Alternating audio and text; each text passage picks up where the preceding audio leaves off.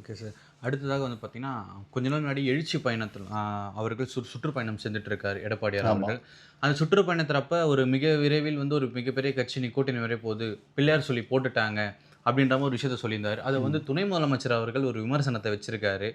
இவராவே ஒண்ணு கிரியேட் பண்ணி சொல்லிக்கிற மாரி ஒரு விமர்சனத்த துணை முதலமைச்சர் அவர்கள் வச்சிருக்காங்க. இதுக்கு ஆமா. உங்கள் கருத்து என்ன சார்? இப்ப அவரு வந்து அண்ணன் எடப்பாடியார சொல்ற அளவுக்கு ஓப்பனா சொல்லணும் அப்டின்னா, வயசும் இல்ல, அனுபவமும் இல்ல. அவரு முழுக்க முழுக்க வீட்ல அவரோட இன்ஸ்டா போஸ்ட்லாம் பார்த்தீங்கன்னா, உங்களுக்கே நல்லா தெரியும். நடிகைகளோட போஸ்ட் போடுறது, அனிமல்ஸோட ஃபோட்டோஸ் போடுறது, அப்புறம் டாகெல்லாம் பார்த்தீங்கன்னா, கொஞ்சுற மாரி அது மாரிலாம் நெறைய போட்டுட்ருக்காரு.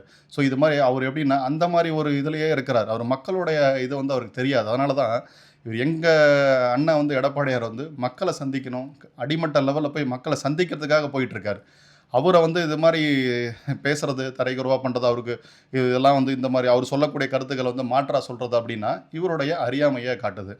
அவரு சொல்றாரு அப்டின்னா, எடப்பாடியார் அண்ணன் சொல்றாரு அப்டின்னா, அவருடைய அனுபவமும், அவருடைய உள்நோக்கங்களும், அவரு வேற ஒண்ணு மனசுல வச்சுக்கிட்டு, அது நடக்க போகுதுன்னு தெரிஞ்சு தான் சொல்லுவாரே தவிர, இவர மாரி எல்லாத்தும் செங்கல்ல தூக்கிட்டு ஏமாத்துறது, நீட்ட ஏமாத்துறது, இந்த மாதிரி ஏமாத்து வேலையா மக்கள ஏமாத்த மாட்டார். முழுக்க முழுக்க அண்ணன் எடப்பாடியார் மக்களுக்காக மட்டுமே இத அவரு சொல்றார். கண்டிப்பா அவர் சொல்றது நடக்கும்.